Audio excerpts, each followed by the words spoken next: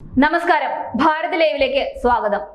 വീണ വിജയന്റെ എക്സാലോജിക്കുമായി ബന്ധപ്പെട്ട മാസപ്പടി കേസിൽ എൻഫോഴ്സ്മെന്റ് ഡയറക്ടറേറ്റ് കേസെടുത്തു. കൊച്ചി യൂണിറ്റാണ് കേസെടുത്തിരിക്കുന്നത്.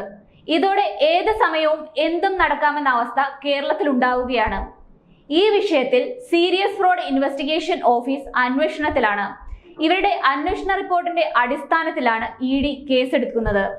ഇതോടെ എക്സാലോജിക്കുമായി ബന്ധപ്പെട്ട് അറസ്റ്റിലേക്ക് പോലും EDക്ക് കടക്കാനാവും. മുഖ്യമന്ത്രിയുടെ മകൾ വീണ വിജയനെതിരെ ED എന്ത് നടപടി എടുക്കുമെന്നതാണ് നിർണായകം. നേരത്തെ SFIO അന്വേഷണത്തിനെതിരെ വീണ വിജയൻ നൽകിയ ഹർജി കർണാടക ഹൈക്കോടതി തള്ളിയിരുന്നു.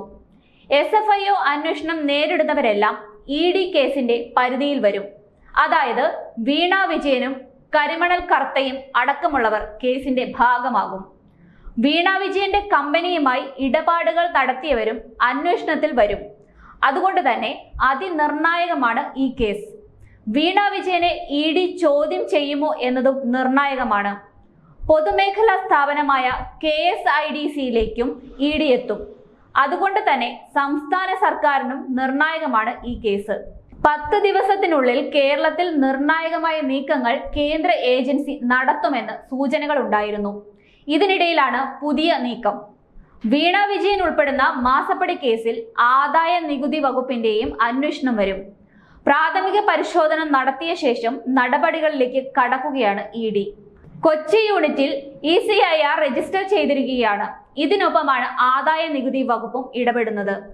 ലോക്സഭാ തെരഞ്ഞെടുപ്പ് പ്രഖ്യാപിച്ചിരിക്കുന്ന ഈ ഘട്ടത്തിൽ ആദായ നികുതി വകുപ്പ് കേസിൽ ഇടപെടുന്നത് വലിയ രീതിയിലുള്ള രാഷ്ട്രീയ ചലനങ്ങളാണ് ഉണ്ടാക്കാൻ പോകുക.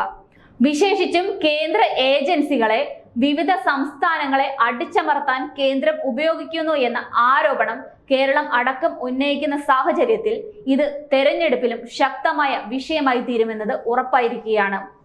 അന്വേഷണത്തിന്റെ ഭാഗമായി എക്സാലോജിക് സൊല്യൂഷൻസിന്റെ ബാങ്ക് അക്കൗണ്ട് വിശദാംശങ്ങൾ SFIO പരിശോധിച്ചിരുന്നു. ഈ പരിശോധനയിൽ ലഭിച്ച വിവരങ്ങളുടെ അടിസ്ഥാനത്തിലാണ് നോട്ടീസ് അയച്ചത്. എക്സാലോജിക്കുമായി എന്ത് തരം ഇടപാടാണ് നടത്തിയതെന്നാണ് നോട്ടീസിലെ പ്രധാന ചോദ്യം. ഉൽപ്പന്നമോ സേവനമോ നൽകിയതിന് എക്സാലോജിക്കുമായി ഏർപ്പെട്ട കരാറിന്റെ പകർപ്പ്, വർക്ക് ഓർഡർ, ഇൻവോയ്സ് എന്നിവയുടെ പകർപ്പ് എന്നിവയെല്ലാം ആവശ്യപ്പെട്ടിട്ടുണ്ട്. അന്വേഷണത്തിന്റെ ഭാഗമായി ബന്ധപ്പെട്ട കമ്പനികളിൽ നിന്നും രേഖകൾ വിളിച്ചു വരുത്തുന്നതിനുള്ള വകുപ്പ് 217(2) പ്രകാരമാണ് SFIO ചെന്നൈ ഓഫീസിലെ K. പ്രഭു നോട്ടീസ് അയച്ചത്. 2016-2017 മുതലാണ് എക്സാലോജിക്കിന് കർത്തായുടെ കരിമണൽ കമ്പനി അക്കൗണ്ട് വഴി പണം കൈമാറിയത്. IT അനുബന്ധ സേവനങ്ങൾക്കാണ് പണം നൽകിയതെന്നാണ് CMRLന്റെയും എക്സാലോജിക്കിന്റെയും വാദം. ഈ കാലഘട്ടത്തിൽ 10-ലധികം സ്ഥാപനങ്ങൾ എക്സാലോജിക്കുമായി വലിയ സാമ്പത്തിക ഇടപാട് നടത്തിയെന്നാണ് അക്കൗണ്ട് പരിശോധിച്ച് SFIO കണ്ടെത്തിയത്.